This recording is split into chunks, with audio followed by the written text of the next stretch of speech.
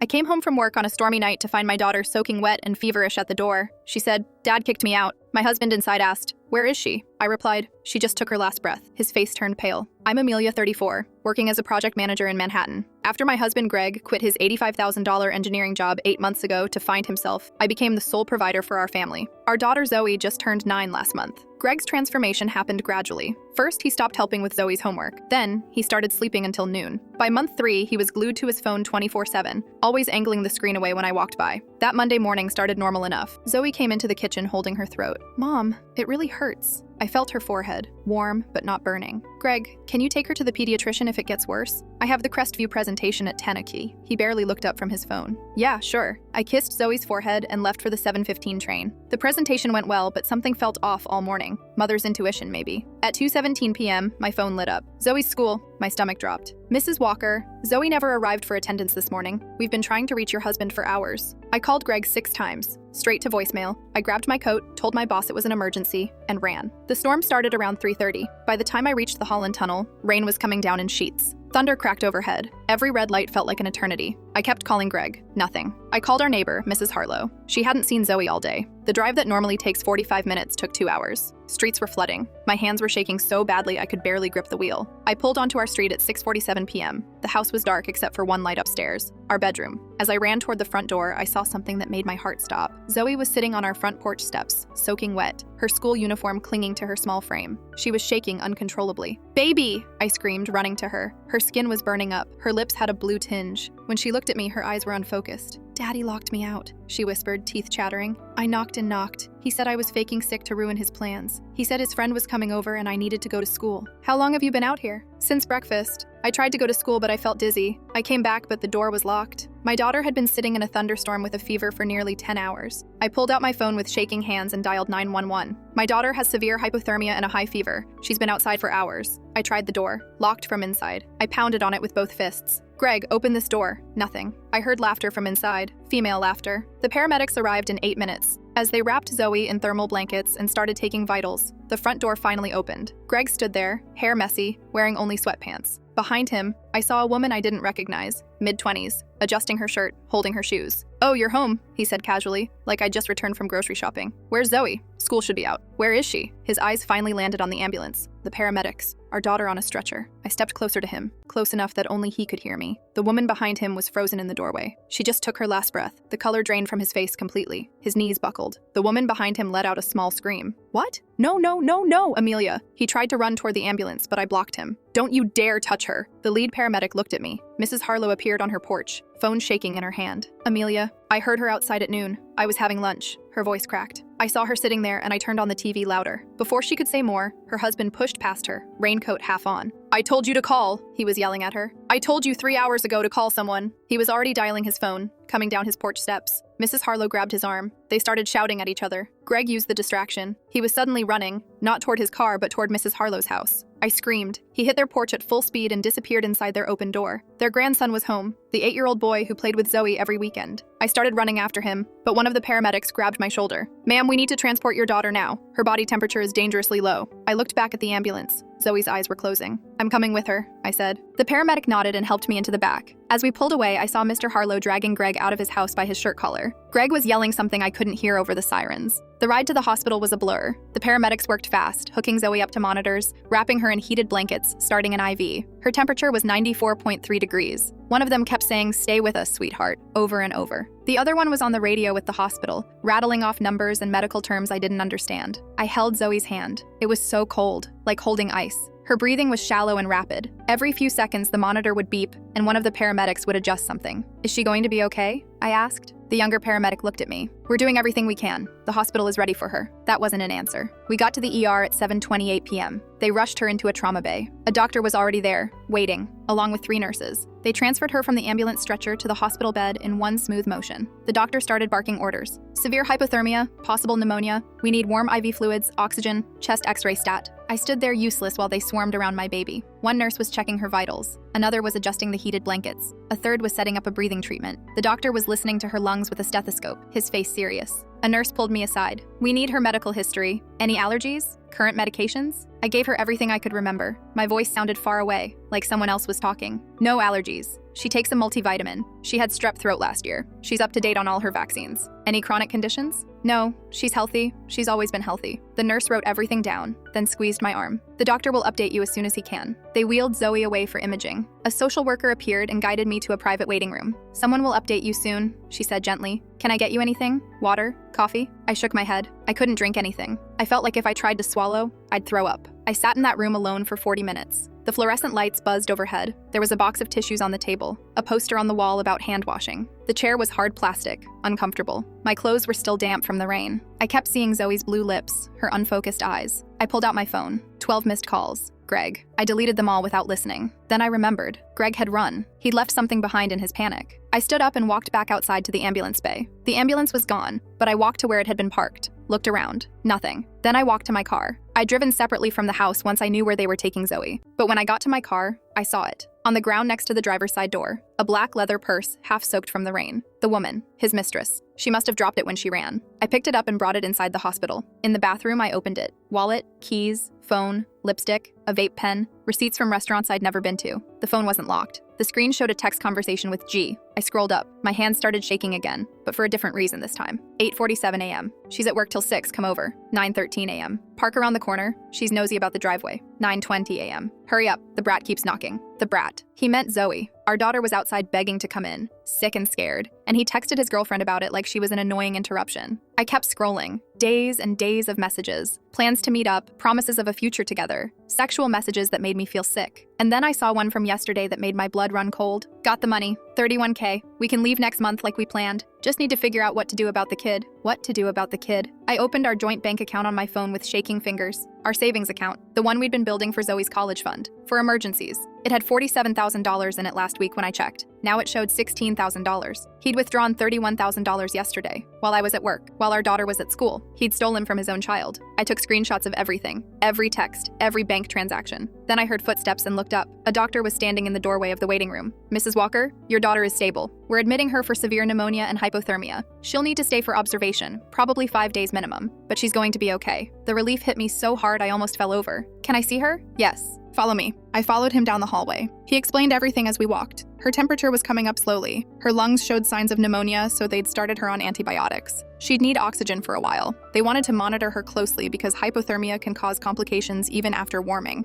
Zoe was in a hospital bed in the pediatric unit, oxygen tubes in her nose, IV in her arm. Her cheeks had a little more color now. When she saw me, she started crying. Mommy, I ran to her and held her hand. I'm here, baby. I'm right here. You're safe now. I'm sorry, she whispered. Sorry? Baby, you have nothing to be sorry for. I should have gone to school. Daddy said I was faking. You weren't faking. You were really sick. None of this is your fault. She fell asleep around 10 p.m. The nurses said that was good, that she needed rest. I sat in the chair next to her bed and pulled out the phone from the purse again. The woman's name was Bridget, according to her contacts. I found her Instagram, 26 years old, worked at a yoga studio in Hoboken. Her feed was full of inspirational quotes and photos of her in various yoga poses. In her bio, living my truth. Yeah, living her truth, with my husband, in my house. While my daughter froze outside, I scrolled through her posts. There were subtle ones. A coffee cup with 2 hands. Morning cuddles hit different from 3 weeks ago. A sunset photo. Sometimes the best things are worth the wait from a month ago. A blurry photo of what looked like someone's shoulder. My person from 6 weeks ago. My person. My husband. I was still looking through the phone when I heard shouting in the hallway. I knew that voice. Greg burst through the door at 11:53 p.m., stumbling, eyes unfocused. He reeked of alcohol. His shirt was half untucked. He had a cut on his cheek, like he'd been in a fight or fallen. Where is she? Where's my daughter? Get out, I said, standing up and blocking him from Zoe's bed. You can't keep me from her. I'm her father. I have rights. You locked her out in a storm for 10 hours. You don't get to see her. He shoved past me, his shoulder hitting mine hard enough that I stumbled backward into the IV pole. The movement jolted Zoe awake. Her eyes opened and landed on Greg, and she started screaming. No! Don't let him in!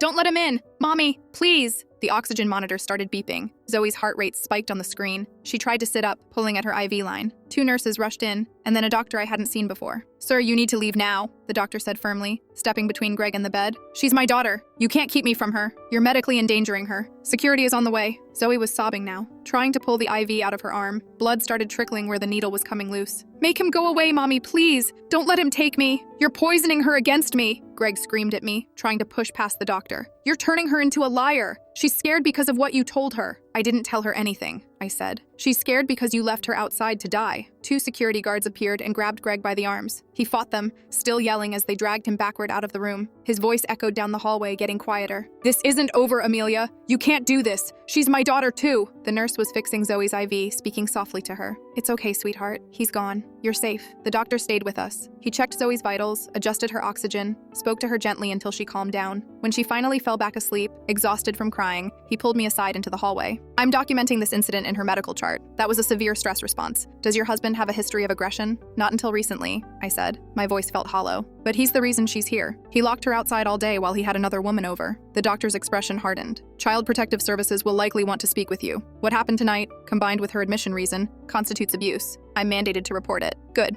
I said. Report it. I didn't sleep that night. I sat in the chair next to Zoe's bed, watching her breathe. Every time a nurse came in to check on her, I jolted awake. Around 4 a.m., I got a text from an unknown number. This is Mr. Harlow. Greg tried to break into your house tonight. I have it on my security camera. The police came and took a report. He's gone now, but thought you should know. The footage shows everything. I replied, thank you. Can you send me the video? He sent it immediately. The timestamp showed 1:24 a.m. Greg, stumbling drunk, trying to force open my front door. When it wouldn't open, he started kicking it. Then he picked up a rock from the garden and threw it at the living room window. The glass shattered. He started to climb through, then stopped when he saw Mr. Harlow's porch light come on. He ran. I forwarded the video to my lawyer. Then I forwarded it to the police department. Then I saved 3 copies in different places. The next morning, a social worker came to see me. Her name was Linda Chen. She was maybe 50, with kind eyes and a no-nonsense way of talking. I need to ask you some questions about what happened to Zoe. I told her everything, the whole timeline. Greg quitting his job, his behavior changing, the morning Zoe was sick, coming home to find her outside, the woman in the house, the hospital, last night. Linda wrote everything down. And you had no idea he was leaving her outside? I was at work. He told me he'd take care of her. Did he have a pattern of neglecting Zoe before this? I thought about it. He stopped helping with homework about 6 months ago, stopped making her breakfast, stopped tucking her in. I thought he was depressed, so I picked up the slack. I didn't realize he was just checking out. And the other woman?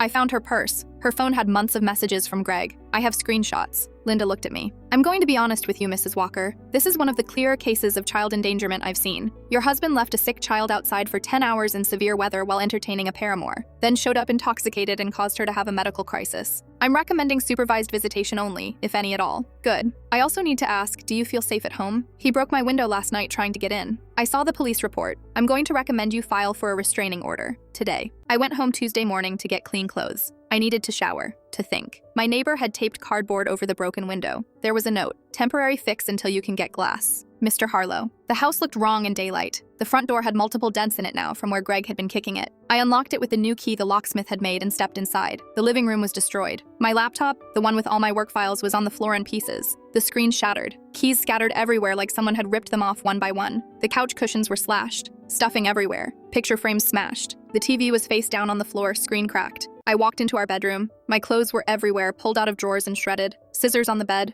Photos from our wedding, from Zoe's baby pictures, torn in half and scattered across the floor. My jewelry box was empty. Contents gone. Not stolen for value. He'd left my grandmother's ring on the nightstand, just taken to hurt me. He'd been here. After the hospital, he'd come back and destroyed everything. I stood there, looking at the wreckage, and something in me went completely cold. Not angry, not sad, just cold, like a switch had flipped. I pulled out my phone and started taking pictures. Every single thing he'd broken, every piece of evidence, the slashed couch, the destroyed laptop, the shredded clothes, the torn photos. I documented everything methodically. Then I saw it. On the nightstand on his side of the bed, his iPad. He'd left it behind in his rage. I picked it up. It was still unlocked, battery at 34%. I opened his messages. The first conversation was with his mother. I scrolled up, reading weeks of texts. May 15th. Mom, I need another $2,000. Amelia controls all our money and I can't even buy groceries. May 22nd. She won't let me work. She wants me dependent on her. June 3rd. I'm trying so hard, but she makes everything impossible. June 18th. Can you send $1,500? She's threatening to kick me out. July 2nd. Thanks for the money. You're the only one who understands. July 29th. I need another $1,000. She's gotten worse. His mother had been sending him money, hundreds of dollars at a time, thousands probably, over the months, and he'd been lying to her the entire time. I kept reading, found messages to his father, same lies, different requests for money. Dad, can you help? Mom sent what she could, but I need a little more. Then I found messages to Bridget. April 12th. Once I get enough saved, we're taking Zoe and leaving. New state, fresh start, just you, me, and her. April 20th. I'm working on it, getting money together. Another month or two. May 5th. Amelia suspects nothing. She's too busy working to notice what I'm doing. May 30th. Almost there. Got another $5K from my parents. They think it's for bills, LOL. June 15. Can't wait to start our life together. Somewhere warm, maybe Arizona, July 8th. Just need to get custody of Zoe first. Then we're free. My vision blurred. He was planning to kidnap our daughter, take her away from me. With the woman he was cheating with, using money he'd stolen from our savings and guilt-tripped from his parents. And the messages kept going. Plans about which state had the easiest custody laws. Research on how to disappear. Lists of cities where they could start fresh. All while living in my house, eating food I paid for, lying to everyone. I sat down on the floor, surrounded by torn photos and broken things, and I forwarded every single message to myself. Then I emailed them to my lawyer. Then I uploaded them to 3 different cloud storage accounts. When I was done, I called the locksmith back. I need all the locks changed again, and I need them changed today, within the next 2 hours if possible. Did you have a break-in? Yes. I'll be there in 40 minutes. Then I called a glass repair company. They could come Friday to fix the window. I scheduled it. Then I called my lawyer. He destroyed my house. I have photos, and I found his iPad. He's been planning to kidnap Zoe for months. My lawyer, Patricia, was quiet for a moment. Send me everything. I'm filing for an emergency restraining order this afternoon, and I'm expediting the custody hearing. I spent the next hour cleaning up glass and documenting damage for the insurance claim. The locksmith arrived at noon and changed every lock. Front door, back door, garage, even the window locks. You want me to install a deadbolt too? He asked. Yes, and a chain lock. By 2 p.m., my house was as secure as I could make it. I packed a bag with clothes for me and Zoe, grabbed her favorite stuffed animal, and headed back to the hospital. When I got there, Zoe was awake and eating Jell-O. A good sign. She smiled when she saw me. Mommy, look. Purple. Your favorite, I said, sitting next to her. How are you feeling? Tired. My chest hurts when I breathe deep. That's the pneumonia. The medicine will help. She ate her Jell-O slowly. Then she looked at me. Is Daddy coming back? No, baby. He's not allowed to come here anymore. Good. She said it matter-of-factly, like she was relieved. Then, Mommy, why did he lock me out? I didn't know how to answer that. How do you explain to a 9-year-old that her father chose a girlfriend over her, that he valued his own pleasure more than her safety? Sometimes grown-ups make really bad choices, I said finally. And what he did was wrong. Very wrong. But it's not your fault. Nothing you did made him do that. I knocked for so long, she whispered. My hands got all red. I held her hand. I know, baby. I'm so sorry you went through that. I heard him laughing. With that lady. I heard them laughing while I was outside. My heart broke all over again. At 3 p.m., my phone rang. Greg's mother. I almost didn't answer, but something made me pick up. Amelia, I'm coming to the hospital. Gregory needs support during this difficult time. No, I said. Excuse me? He doesn't get support. He gets consequences. That's my son. And Zoe is my daughter, the one he left outside in a storm to have sex with his girlfriend. Silence. Then, what girlfriend? You really don't know? Know what? I met her in the hospital lobby an hour later. I brought Greg's iPad in my purse. Greg's mother, Janet, was already there when I arrived, sitting in one of those uncomfortable waiting room chairs. She looked older than the last time I'd seen her, more tired. I sat down across from her. Before we talk about support for Greg, I need you to see something. I handed her the iPad. Read. She looked at me, confused, then down at the screen. I watched her face change as she scrolled. Confusion, shock, disbelief, then something harder. Anger. He told me he was laid off, she said quietly. He was fired for lying to his boss 8 months ago. He said you controlled all the money, that you wouldn't let him have access to anything. I became the only income because he quit his job and refused to look for another one. Our bank accounts are joint. He's had access to everything this whole time. She kept reading. I saw her stop on the messages to Bridget, the ones about taking Zoe and leaving. Her hands started shaking. He's been asking me for money for months. I sent him nearly $8,000. He withdrew $31,000 from our savings account 2 days ago, money we'd been saving for Zoe's college. I sent him $1,500 last week. He said you were going to kick him out and he needed a security deposit for an apartment. He was using it to run away with his girlfriend, and he was planning to take Zoe with him. Janet looked up at me. Her eyes were wet, but her jaw was set. He told me you were the problem, that you were controlling and mean, and wouldn't let him see his daughter. I know, that's what he tells everyone. She scrolled some more, found the messages to his father, the lies about me, the manipulation. Then she found something else, and her face went pale. What is it? I asked. She turned the iPad toward me. It was a message from Greg to his father from 6 months ago. Dad, Amelia hit me last night. I'm scared to be in the house. Can you help? I'd never touched Greg. Not once. Not even in anger. He's been telling us you're abusive, Janet said. For months. We believed him. We sat there in silence. Then Janet handed the iPad back to me and stood up. I'm not visiting him, she said. I'm sorry for what he did to Zoe, and to you. You didn't know. I should have known. A mother should know. She picked up her purse. If you need anything for the custody case, I'll testify.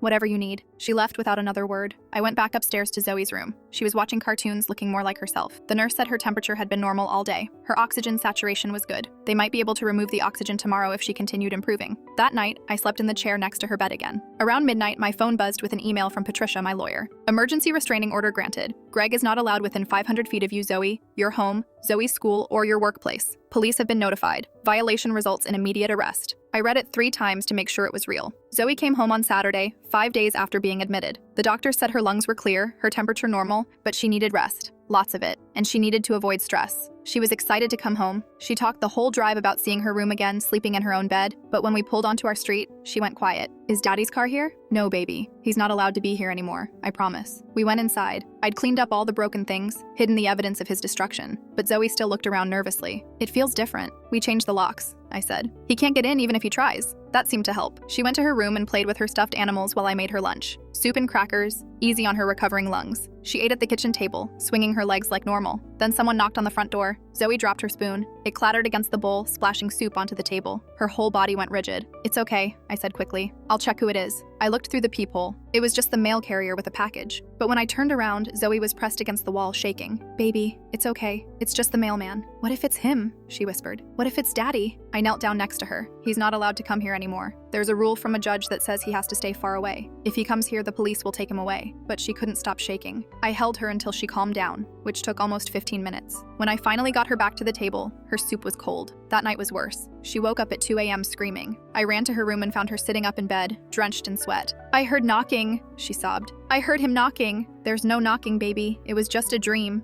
Are you sure? Can you check? I checked every window, every door, showed her they were all locked, showed her the alarm system was on. She still couldn't go back to sleep. She ended up in my bed, curled up next to me, jumping at every sound the house made. Sunday morning, I called the number the hospital had given me. Dr. Patel, the child therapist. Her voicemail said she'd call back within 24 hours. She called back in 3. Mrs. Walker, this is Dr. Patel. I understand Zoe was discharged. How is she adjusting? Not well. She's having panic attacks. She can't sleep. She's terrified her father will come back. That's a normal response to trauma. Can you bring her in tomorrow? I have an opening at 2 p.m. I brought Zoe to Dr. Patel's office Monday afternoon. It was in a building near the hospital on the 3rd floor. The waiting room had toys and children's books. Zoe picked up a stuffed elephant and held it while we waited. Dr. Patel came out after 5 minutes. She was younger than I expected, maybe 40, with warm eyes and a gentle voice. Zoe, I'm Dr. Patel. Want to come talk with me? Zoe looked at me. I nodded. It's okay, baby. I'll be right here. They were in Dr. Patel's office for an hour. When the door opened, Zoe came out looking exhausted. Dr. Patel motioned for me to come in while Zoe stayed in the waiting room with a staff member. Zoe described hearing her father laughing inside the house with a woman she called the yellow hair lady while she was outside begging to come in, Dr. Patel said, sitting across from me. She said she knocked until her hands hurt. She showed me her knuckles. There are still scabs there. This is severe psychological trauma, Mrs. Walker. I nodded. I couldn't speak. Your husband should have 0 contact with Zoe during her recovery. Not calls, not visits, not letters, nothing. Her nervous system needs time to feel safe again. I'm documenting this recommendation officially. She handed me a folder. This is for court, if it comes to that, which I suspect it will. Inside was a typed report. I scanned it quickly. Words jumped out. Severe trauma response. Fear of abandonment. Symptoms consistent with PTSD. Recommending no contact with father for minimum of 6 months pending further evaluation. 6 months? I said. At least. Possibly longer. It depends on how her therapy progresses. Right now, seeing him or even hearing his voice triggers a fight or flight response. That's dangerous for a child with recovering pneumonia. The stress alone could make her sick again. We scheduled weekly appointments for Zoe, Tuesdays at 2 p.m. That night, I couldn't sleep. I kept checking my phone. Around 2 a.m., I opened Facebook to see if Greg had posted anything new. He had. It was a photo from Zoe's birthday last year. All of us smiling. Zoe was blowing out candles on a cake. Greg had his arm around her. We looked like a happy family. The caption read, "Missing my little girl. Being kept from her by a vindictive ex who can't stand to see me happy. Praying for the truth to come out. Parental alienation. Father's rights." The comments were full of supportive messages. Stay strong. Fathers have rights too. She can't do this. Document everything. Get a lawyer. My stomach churned. He was rewriting history, making himself the victim. People who didn't know what happened were supporting him. Then my phone buzzed. A text from my coworker, Jennifer. Hey, Greg showed up at the office yesterday. He told people you had a breakdown and won't let him see Zoe. He said you're making false accusations and he's worried about you. HR is asking questions. I thought you should know. I stared at the message. He was at my workplace, telling lies about me, destroying my professional reputation. I texted back. Thank you for telling me. It's not true. He's the one who hurt Zoe. I have documentation from the hospital and a restraining order. I figured, you don't seem like someone having a breakdown. Just wanted you to know what he's saying. I forwarded Jennifer's text to my lawyer. Then I took screenshots of Greg's Facebook post and sent those too. Tuesday morning, Patricia called me. We need to move fast. Greg is running a smear campaign. I'm filing defamation paperwork and requesting an emergency custody hearing. Do you have documentation of everything that happened? Yes. Hospital records, police reports, witness statements, his messages planning to kidnap Zoe, bank records showing he stole $31,000, photos of him destroying my house, everything. Good. Send it all to me today. Every single piece. I spent Tuesday morning compiling everything into one massive file. By noon, I'd sent Patricia over 200 pages of documentation. That afternoon, I drove to Bridget's apartment. I still had her address from the ID in her purse. I'd returned the purse to the hospital lost and found, but I'd memorized the address. I wasn't sure what I was going to say. I just knew I needed to talk to her. I rang the buzzer. She answered after a long pause. Hello? Bridget? This is Amelia, Greg's wife. Can I come up? Silence. Then, third floor. She buzzed me in. I climbed the stairs slowly, trying to figure out what to say. When I got to her apartment, the door was open. She was standing there, looking tired, mascara smudged, hair in a messy bun. She was wearing yoga pants and an oversized sweatshirt. Can I come in? I asked. She hesitated, then nodded and stepped aside. Her apartment was small, maybe 500 square feet. Studio, dishes in the sink, clothes on the couch. A yoga mat rolled up in the corner. It smelled like incense and coffee. She sat down on the couch and I stayed standing. Did Greg tell you he was married? I asked. She looked at the floor. He said he was divorced, that his ex-wife was crazy and kept his daughter from him. I'm not his ex-wife. I'm his current wife. We're not divorced. We're not even separated legally. Bridget's face went pale. What? And Zoe isn't being kept from him. She's in therapy because he locked her outside in a thunderstorm for 10 hours while you were inside with him. Oh my God. She put her hand over her mouth. He said she was at school. He said his ex, you, worked all day and Zoe was at school. She came home sick. He told her to leave and locked the door. She sat on our porch in the rain with a fever for 10 hours. She almost died. Bridget started crying. Not delicate tears, big, ugly sobs. Her whole body shook. I didn't know.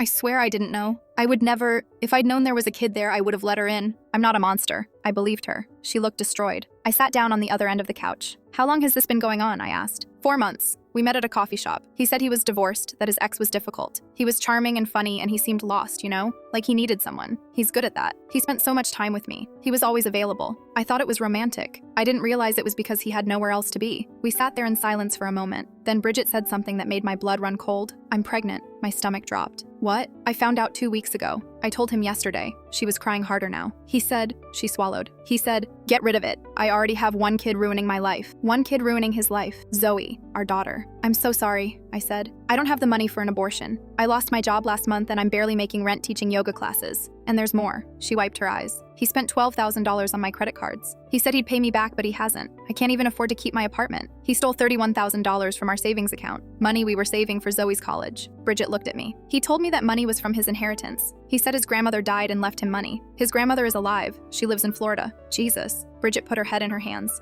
I've been so stupid. You're not stupid. He's a liar. We sat there together. 2 women Greg had lied to, used, hurt. If anyone asks you about this, I said finally, will you tell them the truth? Bridget looked up at me. Her eyes were red but determined. Yes, all of it. I'll testify if you need me to. I'll tell anyone who asks. He needs to face what he's done. I left her my number and email. As I was leaving, she said, I'm sorry for all of it. I didn't know. I know. That evening, Greg's mother called again. I talked to Gregory's father, Janet said. We want to meet, all of us, Wednesday at your house. Tell Gregory it's a mediation session. He'll come if he thinks we're supporting him. You're not supporting him? No, she said. Her voice was hard. I'm done, but I need to see it for myself. I need to hear him try to explain this. Okay, I said. Wednesday at 6. I texted Bridget. Greg's mother wants to meet, all of us. Wednesday at 6 at my house. Will you come? She replied immediately. Yes. Wednesday at 5:30, I prepared my living room. I'd replaced the broken window, cleaned up most of the damage. You could still see slash marks on the couch cushions, but I'd covered them with a blanket. I made coffee and set out cups, even though I doubted anyone would drink it. Greg's mother arrived at 5:50 with his father, Donald. I hadn't seen Donald in months. He looked older too, gray around the temples, bags under his eyes. Amelia, he said quietly. Mr. Peterson. Bridget arrived at 5:55 looking nervous. She'd dressed in jeans and a sweater, her hair pulled back. She looked younger without makeup. She looked scared. We all sat in the living room, Janet on the armchair, Donald next to her on the ottoman, Bridget on one end of the couch, me on the other end. We didn't talk, just waited. Greg arrived at 6:15, looking confident. He walked in like he owned the place, like this was his victory lap. He was wearing a button-down shirt and khakis, like he was going to a job interview. His hair was combed, he'd shaved, he looked put together. Hey everyone, he said smiling. Then he saw Bridget and froze. What is she doing here? His mother stood up. Sit down, Gregory. Mom, what's going on? Sit down. He sat slowly, on the chair across from all of us. His eyes kept moving between everyone, calculating. I know about the job, Janet said. Her voice was calm but steel-edged. The money, what you did to Zoe. Explain yourself. This is insane, Greg said, but his voice wavered. You're all ganging up on me. Amelia's been poisoning you against me. I read your messages, Janet said. The ones where you lied about being laid off. The ones where you asked me for money while you were stealing from your daughter's college fund. That's not, I can explain. The ones where you planned to kidnap Zoe and run away with your pregnant girlfriend. Greg's face went white. That's not what, I'm not pregnant anymore, Bridget said quietly. I had to make a choice and I chose not to keep it because you told me to get rid of it because you already have one kid ruining your life. Greg turned to her. You weren't supposed to. Why are you here? Because she has a right to be here, Janet said. She's carrying the consequences of your choices too. This is ridiculous. Greg stood up. You're all crazy. Amelia, this is your doing. You turned everyone against me. Sit down, Donald said. It was the first time he'd spoken. His voice was quiet but commanding. Dad, you don't understand. I said sit down. Greg sat, but his jaw was clenched. His hands were fists. Your mother showed me everything, Donald said. The messages, the bank statements, the hospital records. I know what you did. Zoe's fine, Greg said. It was an accident. She's dramatic. Amelia's teaching her to hate me. She has PTSD, I said, from sitting outside for 10 hours while you laughed inside with your girlfriend. That's not, the therapist documented it. The hospital documented it. There are witnesses. You're lying! He stood up again, fast. His chair tipped backward and hit the wall with a loud crack. Bridget flinched. Janet's hand went to her phone. Greg took a step toward me. You destroyed my life. You turned everyone against me. My own mother. Then he grabbed my arm. His fingers dug into my skin, right over the bruises from last time. I gasped in pain. Let go of her, Janet said, standing up. He didn't. He kept squeezing. I tried to pull away, but he held on tighter. You're all insane, he hissed at me. I'm the victim here. Me. Not you. Not Zoe. Me. Gregory, let her go right now or I'm calling 911, Janet said, holding up her phone. Go ahead, he said. Call them. Tell them how my own family is ganging up on me, how my wife is keeping me from my daughter. See who they believe. Donald stood up and stepped between us. Son, let her go. Greg finally released me. He stepped back, looked at all of us and laughed. Actually laughed. It was a bitter, ugly sound. You're all insane, he said again. I've done nothing wrong. Nothing. You just can't stand that I found someone who actually cares about me. He looked at Bridget. Tell them how good we were together. Bridget was crying. You lied to me. About everything. I loved you. You used me. Greg's face twisted. You're all the same. All of you. You act like you care, and then you turn on me the second things get hard. He walked to the door, but before he left, he kicked over the side table. The lamp shattered against the hardwood floor. Then he turned back to look at me. This isn't over, Amelia. She's my daughter too. You can't keep her from me forever. Then he was gone. The door slammed behind him. The room was silent. Janet stared at the door, her face pale. Donald sat down heavily on the chair. Bridget was still crying. I don't think I ever really knew him, Janet said quietly. She looked at me. Her eyes were wet. I'm so sorry. For not seeing it sooner. For sending him money. For believing him. You didn't know. I should have. She pulled out her phone. I'm cutting him off, financially and emotionally. If you need me to testify to anything, I will. About the money, the lies, what just happened, all of it. Donald nodded. Me too. They left shortly after. Bridget stayed for a few minutes. Thank you for telling the truth, I said. I should have done it sooner. She wiped her eyes. He's not the person I thought he was. No, he's not. After she left, I sat alone in my living room, looking at the broken lamp, and took a picture of my arm where Greg had grabbed me. The bruises were already forming, dark purple fingerprints on my skin. I sent the photo to Patricia with the caption, "From tonight, Janet and Donald Peterson witnessed it. So did Bridget Morrison." She responded immediately, documenting, "This helps our case significantly." That night, I couldn't sleep. I kept expecting to hear knocking, kept expecting Greg to come back. He didn't come that night. But 2 days later on Friday, I got a call from Zoe's school. The principal's voice was shaking. "Mrs. Walker, your husband just tried to take Zoe from the playground." My heart stopped. What? He showed up during recess and told her teacher he was picking her up for a doctor's appointment. The teacher refused to release her and called me immediately. "But he's here now, yelling at our staff. I've called campus security. Don't let him near her. I'm coming right now." I was in the office when I got the call. I grabbed my coat, told my boss I had to leave, and ran. The drive to Zoe's school normally took 20 minutes. I did it in 12. When I pulled into the parking lot, I saw Greg being escorted off campus by 2 security guards. He was screaming, "She's my daughter! You can't keep me from her! This is illegal! I have parental rights! I'm calling my lawyer!" The guards just kept walking, one on each side of him, moving him toward the street. Parents picking up their kids were staring. Some were filming on their phones. I ran past them into the building. The principal, Mrs. Anderson, met me at the door and took me to her office.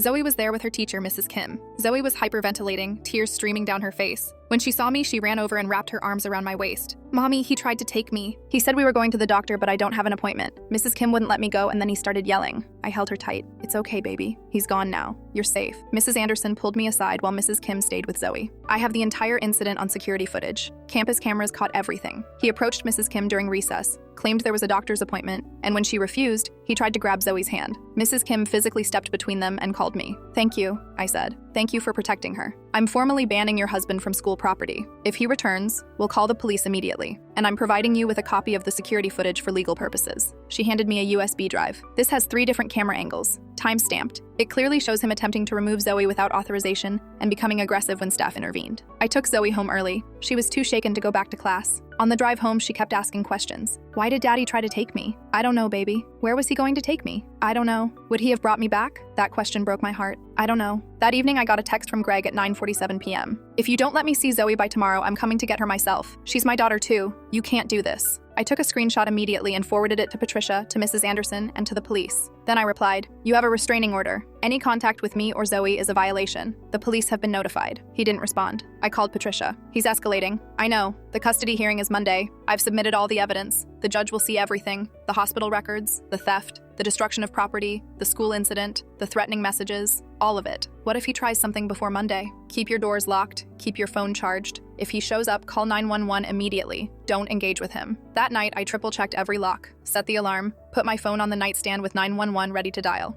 Zoe slept in my bed again, curled up next to me. Around midnight, my phone buzzed. A call from a number I didn't recognize. I let it go to voicemail. Then another call from a different number. Then another. The voicemails were all the same. Greg using different phones. "Amelia, pick up. We need to talk. You're being ridiculous. She's my daughter. Pick up the phone." I blocked each number after listening to the voicemail, saved them all for evidence. Then, at 1:53 a.m., I heard it, banging on my front door. Zoe woke up screaming. I grabbed my phone and dialed 911 while pulling her close. 911, what's your emergency? My ex-husband is at my front door violating a restraining order. I have a child in the house. He's been violent before. What's your address? I gave it to them while Greg continued pounding. His voice came through the door, angry and slurred. "Let me see my daughter. You can't keep her from me. Open this door, Amelia. Officers are en route. Stay inside. Don't open the door." Then I texted Mr. Harlow. "Greg is at my door. I called police. Can you record if you can see him?" Mr. Harlow responded immediately. "Already recording. I'm coming outside." I heard Mr. Harlow's voice from outside. "Greg, the police are coming. You need to leave." "Mind your own business, old man. I'm recording you. Everything you're saying and doing. I don't care. That's my daughter in there. My wife. Ex-wife. And you have a restraining order." Greg's pounding got louder. Then I heard a crash. He'd kicked the door. The new deadbolt held, but the wood around it cracked. "He just tried to kick in the door," I told the 911 dispatcher. "Officers are 2 minutes away." Those 2 minutes felt like hours. Zoe was sobbing in my arms. Greg was still yelling. Then I heard something that made my blood run cold. "Fine, if I can't see her, nobody can." Then silence. Then footsteps running. A car door. An engine starting. Tires screeching. "He just left," I told the dispatcher. Police arrived 90 seconds later. 2 officers. I gave them my statement while standing in my doorway, showed them the damaged door, the restraining order, the text messages. Mr. Harlow came over with his phone, showing them the video he'd recorded. "We'll put out a bulletin for his vehicle," one officer said. "With the restraining order and this incident, we can arrest him on site. Do you have somewhere else you can stay tonight? This is our home." "I understand, ma'am, but he knows where you live and he's escalating. Just for tonight, it might be safer elsewhere." I packed bags for me and Zoe and we went to a hotel, a Holiday Inn off the highway 20 minutes away. We checked in at 3:30 a.m. Zoe fell asleep immediately, exhausted from fear. I sat in the chair by the window watching the parking lot waiting for morning. At 8 a.m., Patricia called. "I heard about last night. Are you okay?" "We're at a hotel." "Good. Stay there until after the hearing. The judge needs to hear this." Monday morning, I dropped Zoe off with Janet. She'd offered to watch her during the custody hearing. "She'll be safe with me," Janet promised. The courthouse was downtown, a 40-minute drive. I met Patricia in the lobby at 9:30. She had 2 file boxes full of evidence. "How do you feel?" she asked, terrified. "Don't be. We have everything. He has nothing." The hearing was in a small courtroom on the 3rd floor. Judge Williams presiding. She was maybe 60, gray hair, sharp eyes. She'd been a family court judge for 20 years, according to Patricia. Greg was already there with his lawyer, a young guy in an ill-fitting suit. Greg looked rough, wrinkled shirt, bags under his eyes, hair uncombed. When he saw me, his jaw clenched. "All rise," the bailiff said. The hearing lasted 3 hours. Patricia presented everything methodically. Hospital records showing Zoe's hypothermia and pneumonia, Dr. Patel's psychological evaluation, school security footage of Greg trying to take Zoe, police reports from the break-in, the vandalism, the restraining order violation, bank statements showing the $31,000 withdrawal, screenshots of Greg's messages planning to kidnap Zoe. Greg's lawyer tried to argue that I was alienating Zoe from her father, that the incident was an unfortunate misunderstanding, that Greg was seeking help and trying to be better. Then Patricia called Janet to testify. Janet described the meeting at my house, the lies Greg had told to get money from her, watching him grab my arm and leave bruises, his complete lack of remorse. "Do you believe your son should have custody of Zoe?" Patricia asked. Janet looked at Greg, then at me. "No, I don't trust him with her. He's shown me he prioritizes himself over everyone else, including his own child." Greg's lawyer tried to discredit her testimony, but it didn't work. Judge Williams wasn't buying it. Then Patricia called Bridget. Bridget testified about the affair, about being told Greg was divorced, about the day Zoe was outside. She admitted she heard knocking, but Greg said it was neighborhood kids, and she believed him. About getting pregnant and Greg telling her to get rid of it. By the time Bridget stepped down, Greg was pale. Finally, Patricia submitted my testimony along with photos of the destroyed house, my bruised arm, the threatening text messages. Judge Williams looked at everything, read through documents, watched video footage. Then she looked at Greg. Mr. Peterson, do you have anything to say? Greg stood up. Your Honor, I love my daughter. I made mistakes, but I'm her father. She needs me. She needed you on the day you locked her outside in a storm for 10 hours, Judge Williams said. Where were you then?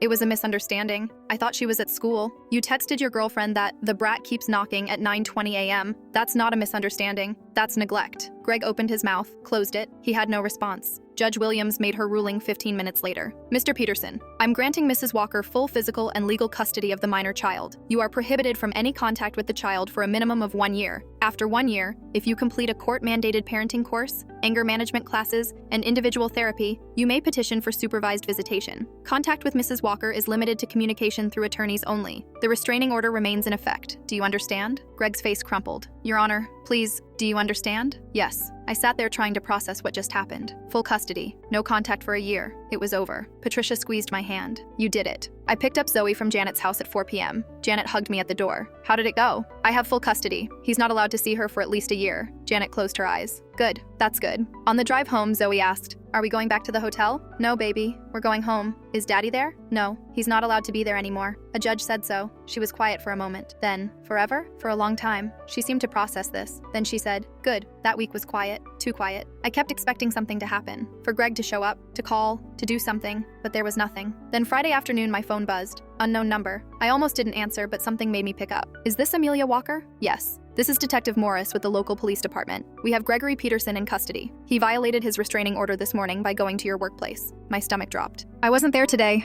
I took the day off. We know. Your building security called us when he tried to enter. He became aggressive with the security guard and was arrested. He's being held pending a bail hearing. Thank you for letting me know. I hung up and immediately called Patricia. She already knew. The bail hearing is Monday. I'll be there to ensure he stays in custody. With his history of violence and flight risk, they should deny bail. That evening I got a text from an unknown number, but this time it wasn't Greg. This is Bridget. Greg just showed up at my apartment asking for money. When I said no, he told me I ruined everything and tried to push his way inside. My neighbor scared him off. I'm blocking him. He's dangerous. I saved the message, added it to the folder. Then I sat down at my kitchen table and spread out everything in front of me. Hospital records, police reports, court orders, bank statements, text messages, witness testimonies, photos, videos, all of it showing the same pattern. Greg hurts people and blames them for it. I opened my laptop and attached everything to an email to Patricia. Subject line, additional evidence for bail hearing. In the body of the email I wrote, Greg is escalating. He violated the restraining order again this morning. Bridget Morrison reports he showed up at her apartment tonight making threats. He's dangerous and should not be released. I hit send. Then I closed the laptop and went to check on Zoe. She was asleep in her room, finally back in her own bed, breathing quietly. I watched her for a moment, this little person who'd been through so much. She was safe now. That's what mattered.